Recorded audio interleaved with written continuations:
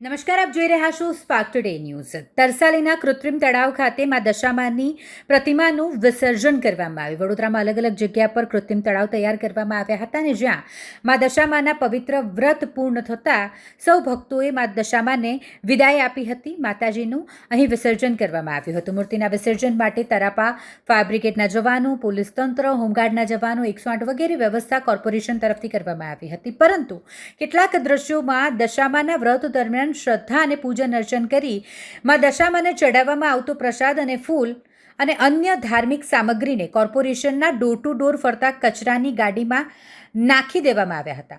માઈ ભક્તોમાં જેને લઈને નારાજગી જોવા મળી હતી। દશામાં વિસર્જન માટે અમે આવ્યા છે। 10 દિવસ વ્રત કર્યા છે અમે ને વિસર્જન સારી રીતે થઈ ગયું છે માતાજીનું। અહીંનું આયોજન કેવું લાગ્યું? શું કહેશો? લાગ્યું સારું, પણ આ પૂજા પણ જરા અમને નહીં પધરાવા દીધું। ક્યાંથી આવ્યા છો? ઠેઠ પાણીગેટથી આવ્યા છે અમે। વડોદરા શહેરમાં આ રીતે કૃત્રિમ તળાવ બનાવવામાં આવ્યા છે, કોર્પોરેશનની કામગીરી કેવી લાગી? એ સારી છે, એ બધું સારું છે।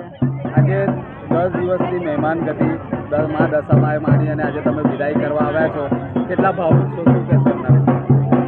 ભાવ તો બહુ ઈચ્છે છે, પણ અમારું આ પૂજાપાનું વિસર્જન નહીં થયું એટલે અમારું થોડું મન દુઃખ થાય છે। શું કહેશો કોર્પોરેશનને તમે?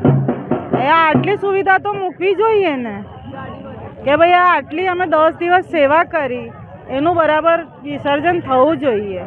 10 દિવસના ઉપવાસ કર્યા તો એ થોડું તો આટલું એ કરવું જોઈએ એમને। શું નામ તમારું? શોભાબેન કહાર।